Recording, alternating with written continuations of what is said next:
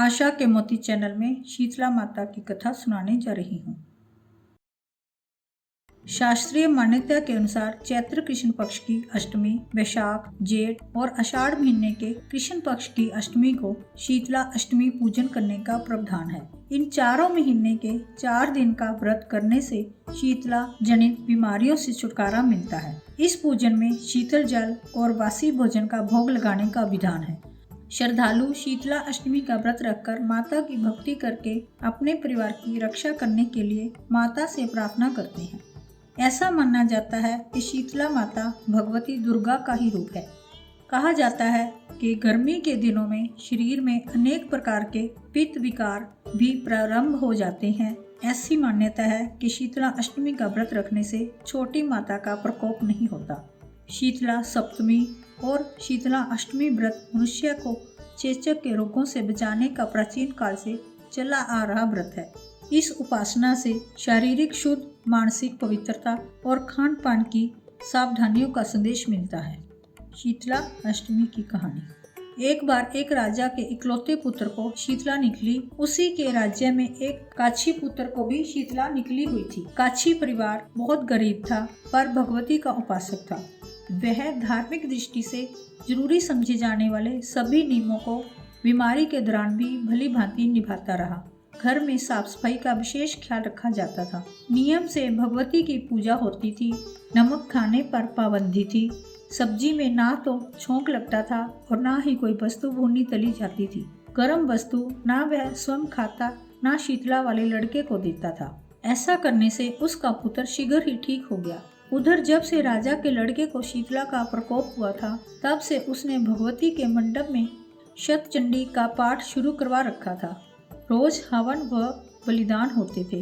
राजपुरोहित भी सदा भगवती के पूजन में निमग्न रहते। राजमहल में रोज कढ़ाई चढ़ती, विविध प्रकार के गर्म स्वादिष्ट भोजन बनते। सब्जी के साथ कई प्रकार के मांस भी पकते थे।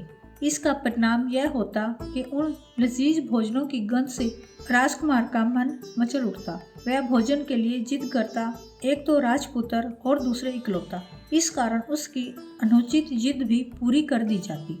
इस पर शीतला का कोप घटने की बजाय बढ़ने लगा। शीतला के साथ साथ उसे बड़े बड़े फोड़े भी निकलने लगे जिनमें खुजली व जलन अधिक होती थी। शीतला की शांति के लिए राजा जितने भी उपाय करता, शीतला का प्रकोप उतना ही बढ़ता जाता। क्योंकि अज्ञानतावश राजा के यहाँ सभी कार्य उल्टे हो रहे थे। इससे राजा और अधिक परेशान हो उठा।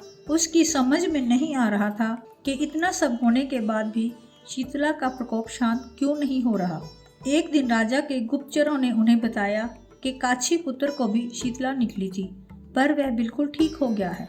यह जानकर राजा सोच में पड़ गया कि मैं शीतला की इतनी सेवा कर रहा हूँ, पूजा व अनुष्ठान में कोई कमी नहीं, पर मेरा पुत्र अधिक रोगी होता जा रहा है, जबकि काछी पुत्र बिना सेवा पूजा के ही ठीक हो गया। इसी सोच में उसे नींद आ गई। श्वेत वस्त्र धारणी भगवती ने उसे स्वप्न में दर्शन देकर कहा, हे राजन, मैं तुम्हारी सेवा अर्चना से प्रसन्न हूँ, इसलिए आज भी तुम्हारा पुत्र जीवित है। इसके ठीक न होने का कारण यह है कि तुमने शीतला के समय पालन करने योग्य नियमों का उल्लंघन किया।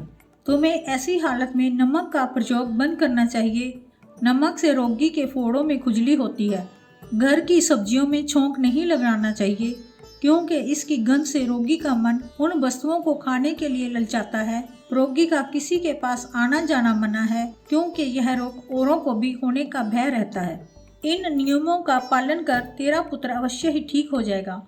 विधि समझाकर देवी अंतर्ध्यान हो गई। प्रातः से ही राजा ने देवी की आज्ञा अनुसार सभी कार्यों की व्यवस्था कर दी। इससे राजकुमार की सेहत पर अनुकूल प्रभाव पड़ा और वह शीघ्र ही ठीक हो गया। इसी दिन भगवान श्री कृष्ण और माता देवकी का विधिवत पूजन करके मध्यकाल में सात्विक पदार्थों का भोग लगाना चाहिए। ऐसा करने से पुण्य ही नहीं मिलता बल्कि समस्त दुखों का भी निवारण होता है। बोलो शीतला माता की जय।